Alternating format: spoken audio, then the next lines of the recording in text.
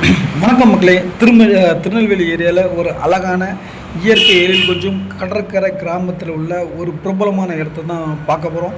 என்னது, திருநெல்வேலி ஏரியாவில் கடலா? ஆமாங்க, திருநெல்வேலி ஏரியாவில் கண்டிப்பாக கடல் பகுதி இருக்குது. தென் ஏரியாக்கள் அதாவது தோமே இந்த நம்ம கூத்தங்குழி, இழுந்தகரை, அப்புறம் கூடங்குளம், அந்த மாதிரி கடற்கரை கிராமங்கள்லாம் இருக்குது. அந்த ஏரியாவில் உள்ள ஒரு பிரபலமான இடம். இந்த இடம் என்ன, எங்கே உள்ளது அப்படின்ட்டு உங்களுக்கு கண்டிப்பாக தெரிய வாய்ப்பு இருந்திருக்கும். ஏன்னா இது ஒரு திருத்தலம்.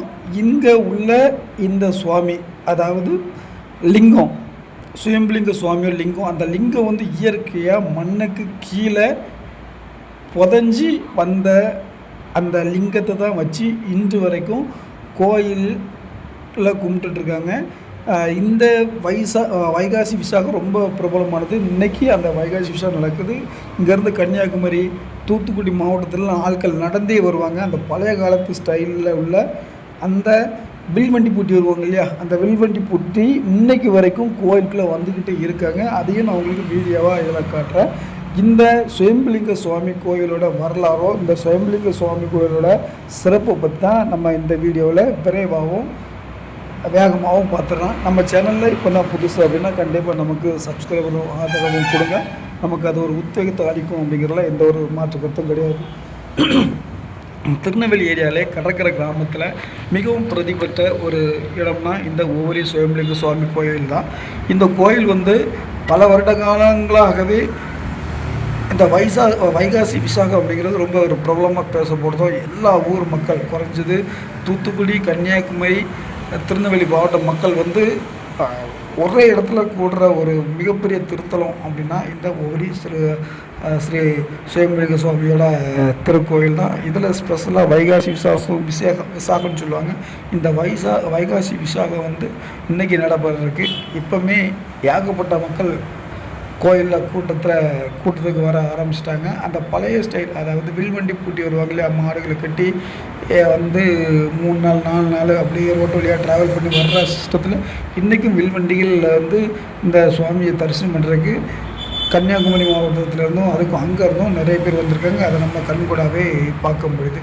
சரிங்க, அப்போது நீங்கள் சொல்லலாம், இது இந்த லிங்கம் தானாகவே வளர்ந்த லிங்கம் அப்படின்னு சொல்கிறீங்க இல்லையா, அந்த தானாகவே வளர்ந்த லிங்கத்தோட அமைப்பு எப்படி, அது எப்படி வந்துச்சு அப்படிங்கிறத நம்ம இப்போ உங்களுக்கு தெரியப்படுத்துகிறோம்.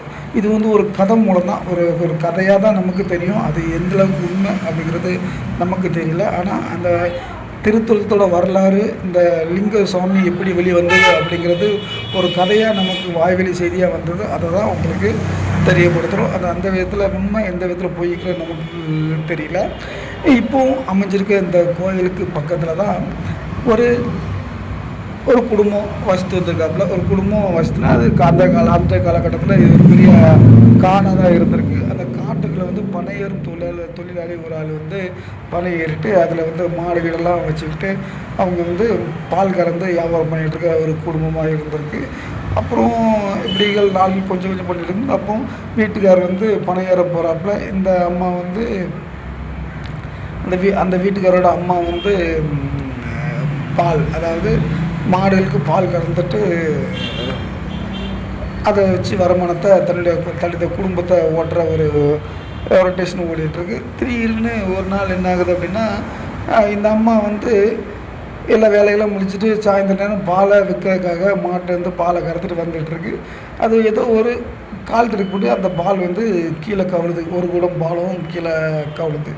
அது உடனே அந்த பெண்மணி அதை பெருசாக எடுத்துக்கல. சரி, நம்ம கால் விழுந்துட்டோம் அப்படின்ட்டு, சரி இந்த பால் வேஸ்ட்டே போச்சு போட்டோம் அப்படின்ட்டு அந்த பெண்மணி அதை ஒரு சீரியஸாக எடுக்கலை.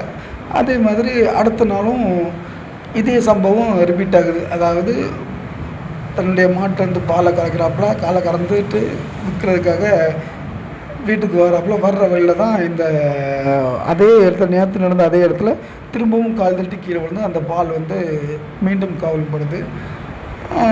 என்னடா நமக்கு வந்திருக்க சோதனை, ஏன்னா இதை வெளியே நமக்கு சொல்ல முடியாத சூழ்நிலை. வீட்டுக்காரர் ஒரு நாள் சமாளிச்சிட்டோம், இன்றைக்கி நம்ம பாலை கவுத்துட்டோமே, வீட்டுக்காரர் கேட்டால் என்ன பண்ணோம் அப்படின்ட்டு இன்றைக்கும் வெறு குடத்தோட அந்த அம்மா வந்து தொப்பு தொப்பு நனைஞ்சு போகுது. அப்போ வீட்டுக்காரர் கேட்குறாரு, என்னாச்சு என்ன பிரச்சனை? நேற்றும் பால் கொண்டு வரல, கீழே நேற்று மாரி இன்னைக்கு விழுந்துட்டு விழுந்துட்டுங்க, நம்ம இன்னைக்கு வீட்டுக்காரரை எப்படி சமாளிக்க அப்படின்ட்டு ஒரு குழப்பத்திலேயே அந்த பெண்மணி வந்து வீட்டுக்கு போயிருக்காப்ப. அப்போ வீட்டுக்கார்ட்ட சொன்னோன்னே, நேற்றும் ஒரே குறிப்பிட்ட இடத்துல நான் பால் கொண்டு வந்தேன், அந்த இடத்துல கீழே தட்டுப்பட்டு விழுந்துட்டேன்.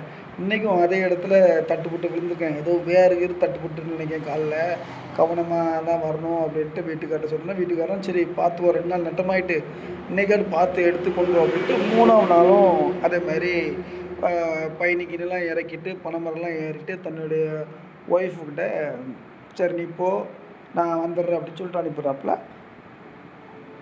அந்த பால் குடத்தோடு வந்துருந்த அந்த பெண்மணி மீண்டும் அதே இடத்துல பக்கத்தில் வரும்போது மீண்டும் வந்து அதே மாதிரி கால் தட்டி அதே இடத்துல அந்த பால் வந்து கீழே கொட்டுப்படுது. உடனே ஓடி வந்து வீட்டுக்கார்ட்ட சொல்கிறாப்புல, இதே மாதிரி 3 நாளாக தொடர்ந்து இது நடந்துகிட்ருக்கு, நீங்கள் என்னென்னு ஒன்று பார்க்க மாட்டிங்களா? இது ஏதோ ஒரு வித்தியாசமாக எனக்கு நடக்கு அப்படின்ட்டு சொல்ல, உடனே அந்த அந்த அந்த படையேறும் தொழிலாளி வந்து என்ன சொல்கிறாப்புனா, நீ ஏதோ உன் சொந்தக்காரங்க எவனுக்கு கொடுத்துட்டு தான் நீ பேசிகிட்டு இருக்க, சரி ஓகே ஒன்றும் பிரச்சனை இல்லை, நாளைக்கு நான் வாங்க கூட வரேன், அது எப்படி அந்த இடத்துல மட்டும் பால் உனக்கு கீழே கவுளுது அப்படிங்கிறத நான் பார்த்துட்றேன் அப்படின்ட்டு அந்த பெண்மணிகிட்ட சொல்லிட்டு 4ஆவது நாளும் அதே மாதிரி பணம்லாம் ஏறிட்டு பால்கள்லாம் எடுத்துகிட்டு இன்றைக்கி புருஷனும் பொண்டாட்டியும் சேர்ந்து வராப்புல. அதேமாரி அந்த பெண்மணி வந்து பால் குடத்தை கொண்டு வருது. பால்கள் நிறையா இருந்த பால் ஃபுல்லாக ததும்பு இருந்த அந்த இடத்துல கொண்டு வருது. கொண்டு வந்திருந்த அந்த சமயத்தில் அதே இடத்துல மீண்டும் அந்த பால் வந்து கால் எதிரே எப்படியோ அதே இடத்துல உளுந்து அதே இடத்துல பால் கிலோ கவுது. பார்த்தீங்களா, நான் சொன்னோம்ல அந்த இடத்துல ஏதோ ஒரு மகிமை, ஏதோ ஒரு சக்தி இருக்குது, இந்த இடத்துல வந்து பால் கொட்டுப்படுது அப்படி சொன்னோன்னே இவருக்கு ஒரே குழப்பம்.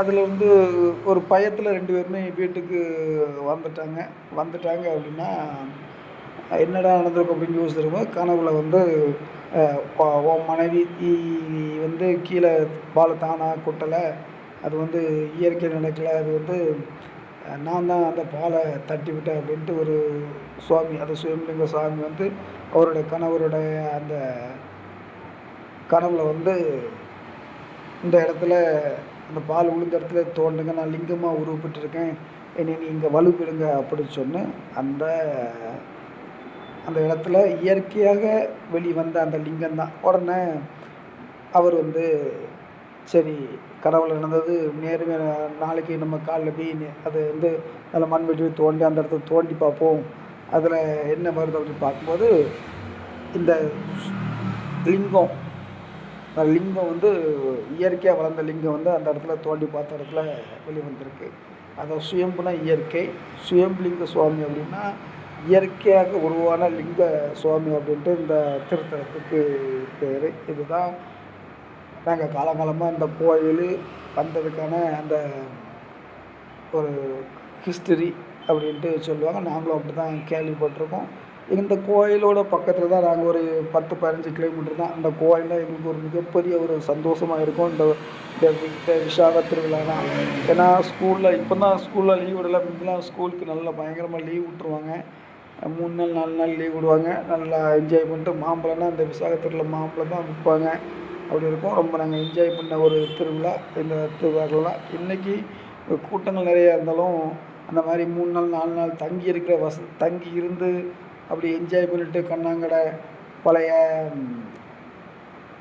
மாதிரி பழைய காலத்து மாதிரி அந்த திருவிழா காலத்துக்கு சுற்றி இருந்த காலங்கள்லாம் ரொம்ப மாறி போயிட்டு இப்போ நிறைய பேர் இங்கே தங்குறதுக்கு யோசிக்கிறாங்க. ஏன்னா அவ்வளோ வசதிகள் இல்லையா என்னன்னு தெரில.